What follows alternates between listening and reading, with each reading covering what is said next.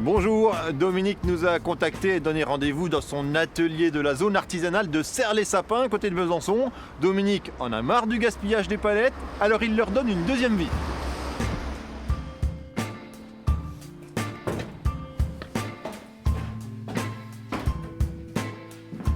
Bonjour.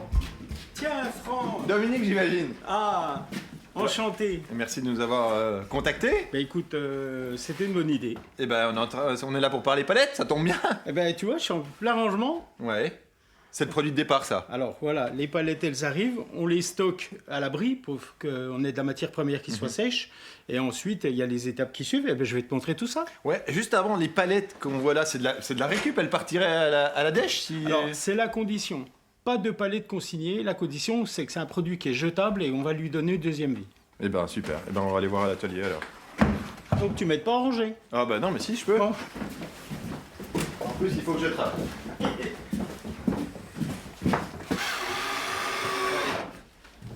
Allez, je la pose là. Oh, bel atelier. Eh ben, parfait. Eh ben, maintenant, on va passer au démontage.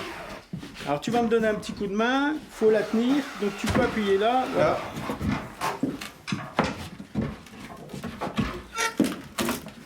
Faut aider ou pas? Voilà.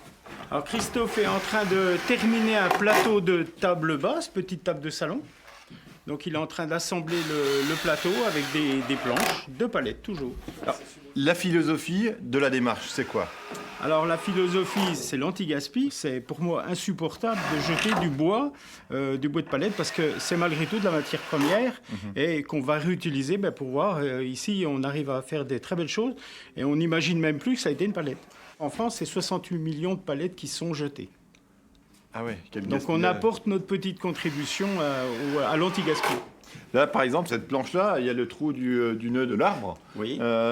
Ça va être mis de côté ou on va l'utiliser, on va en profiter? Plutôt le mettre dans la partie cachée du meuble parce qu'il fait partie de... C'est le respect. Le respect, c'est un défaut, on ne va pas le jeter parce qu'il a un défaut. Au contraire, on va l'utiliser. On va cacher cette partie où il y a le trou. Il y a un endroit où on peut voir peut-être des produits finis, vous avez? Alors, on a une petite expo juste à côté. Ah ben c'est là. Waouh! Tiens, Franck, prends place. Assieds-toi. Là, je peux, c'est solide. Ah oui, tu peux y aller, là. C'est du costaud. Les gens peuvent acheter, et pas que. Il y a aussi de l'économie circulaire. On fait de la location. Économie circulaire, le principe? Alors, l'économie circulaire, le principe, c'est un produit, on va continuer à lui donner vie. Et au lieu de l'acheter, on va le louer, il aura plusieurs vies. Et si tu veux, cet après-midi, je vais livrer cette cagette à un commerçant qui va l'utiliser en la location. On peut venir? Eh bien, tu m'accompagnes? Eh ben allez, je prends la cagette alors. Allez, on y va. Allez, c'est parti. J'aurais beaucoup travaillé aujourd'hui, décidément.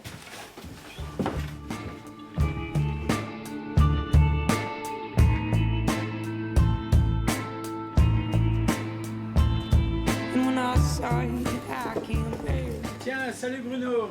Ah Dominique, Comment tu salut. vas? Très bien, et toi? Je te présente Franck. Franck, Qui bonjour, fait un reportage enchanté. sur mon activité, Sur les palettes. On vient livrer Enfin, la palette. On en profite pour te livrer Eh la ben, cagette. super, je l'attendais, Voilà. Voilà, bien servi. Pourquoi vous avez pris cette option d'avoir du mobilier, des présentoirs en palettes recyclées plutôt que des tables traditionnelles?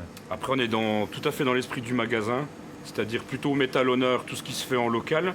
Et puis on est tout en recyclage.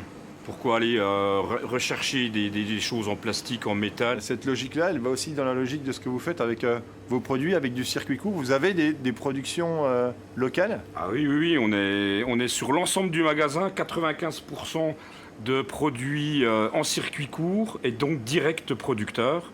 Si on regarde tous les biscuits ici, il y en a qui sont un peu plus connus comme Montbeson, et puis après des un peu moins connus comme tout ce qui touche à la Douce Comtoise, une entreprise qui est agréée, qui travaille aussi avec les farines, les œufs franc-comtois. Là, il n'y a que le sucre et la poudre d'amande qui ne sont pas des produits locaux. Il y a un gros savoir-faire en Franche-Comté, il faut le mettre à l'honneur. C'est une sensibilité qui vient de l'extérieur ou au plus profond de vous-même, il y a quelque chose justement? C'est déjà en soi. Je veux dire, on est déjà convaincu qu'en local, en faisant tourner aussi une économie locale, on peut faire des belles choses. Et c'est pas la peine d'aller acheter des meubles qui viennent de Suède ou d'ailleurs. Merci en tout cas Bruno de nous avoir accueillis. Merci aussi à Dominique de nous avoir contactés pour qu'on vienne voir son savoir-faire pour recycler les palettes. N'hésitez pas vous aussi à nous contacter si vous souhaitez qu'on prenne rendez-vous chez vous. À bientôt.